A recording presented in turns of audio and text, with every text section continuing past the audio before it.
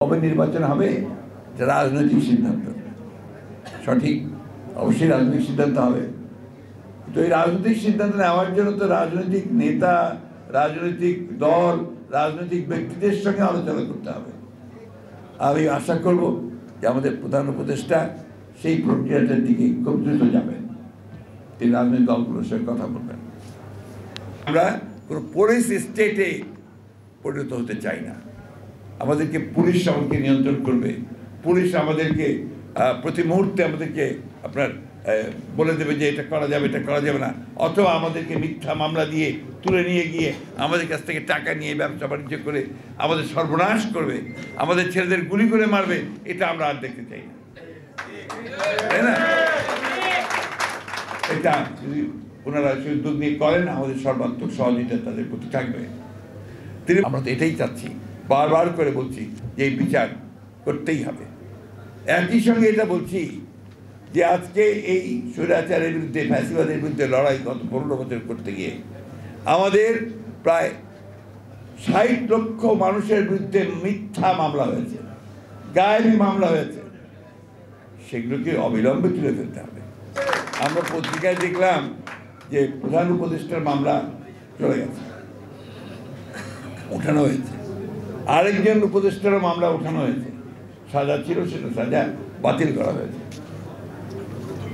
আমাদের একজন মানুষও নাই, বিএনপি বলেন, জামাত বলেন, এই আপনার আমরা এখানে যারা বসে আছি, যাদের বিরুদ্ধে মিথ্যা মামলা নাই।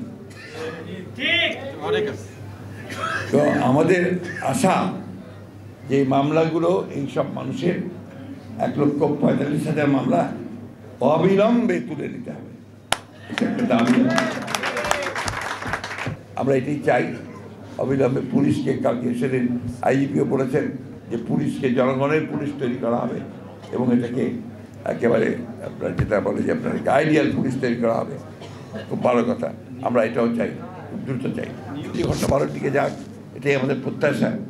গতকাল যে ঘটনা ঘটেছে, আপনার সচিবালয় ঘেরাও করে আপনার আনসার এবং অন্য সব কিছু লোকজনদের নাম পোশাকধারী লোক, তারা গোলযোগ সৃষ্টি করে তারা সেখানে একটা সমস্যা সৃষ্টি করতে চেয়েছিল।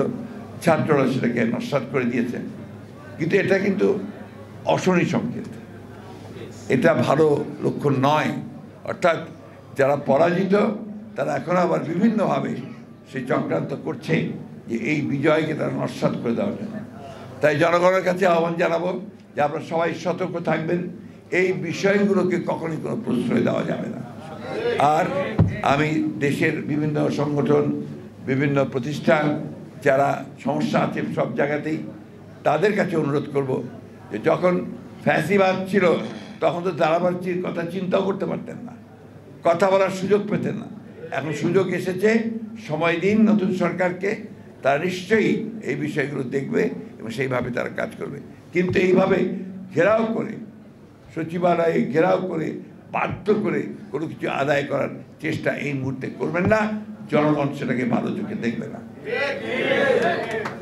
সেই সঙ্গে এই সরকারের কাছে আরেকটা দৃষ্টি তুলে ধরতে চাই, আমরা এই প্রশাসনে এখনো সেই সমস্ত ব্যক্তিদের দেখতে পাচ্ছি যারা এই ফ্যাসিবাদী সরকারকে মদত দিয়েছে, তাদেরকে সাহায্য করেছে এবং তাদের এই হত্যাকাণ্ডের সঙ্গে তারা জড়িত দেখেছে। তাদের চেহারা আমরা আর দেখতে চাই না।